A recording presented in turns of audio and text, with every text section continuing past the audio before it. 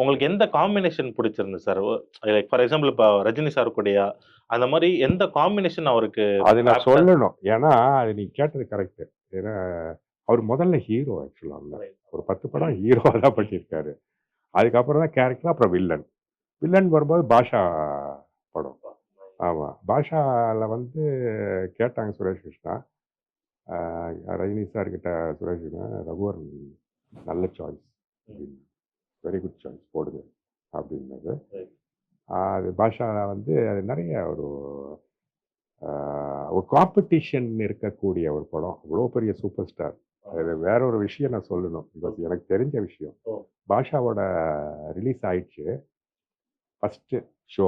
எப்படி இருக்கும் பாருங்க ரஜினி சார் படம். ஆமா, ஆமா, ஃபர்ஸ்ட் ஆல்பர்ட்ல. ஆமா. பிச்சு உதறிட்டாங்க. சவுண்டு கிவுண்டு அந்த தேங்காய் ஆர்த்தி எடுக்கிறது எல்லாம் ஆர்த்தி கையிலேயே வச்சு. ஐயோ! அது கேட்கவே முடியாது. ரைட். அந்த அளவுக்கு சவுண்டு, சாங் வந்து சவுண்டே சவுண்டு. ம்.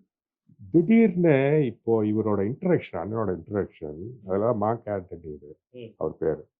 இந்த பேக் ஷாட்டா இருக்கும். இந்த கை இப்படி இருக்கும். வாட்ச் தெரியும்.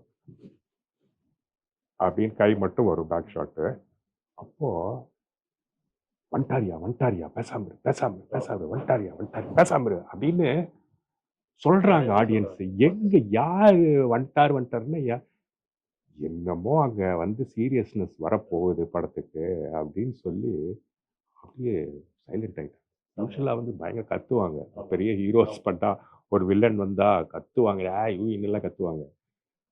சைலண்டா இருக்கணும் அப்படின்னு ஃபீல் பண்ணாங்க ஆடியன்ஸ். என்னவோ நடக்க போகுது இவர் என்னமோ நடக்க வந்தாலே போகுது. சம்திங் ஏதோ பெரிய ஒரு கேட்கலாம். பெர்ஃபார்மன்ஸ் இருக்க போகுதுன்னு.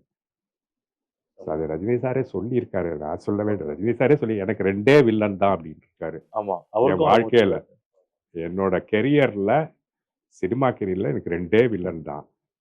ஒண்ணு மார்க் ஆண்டனி அப்படின்னு சொல்லியிருக்காரு.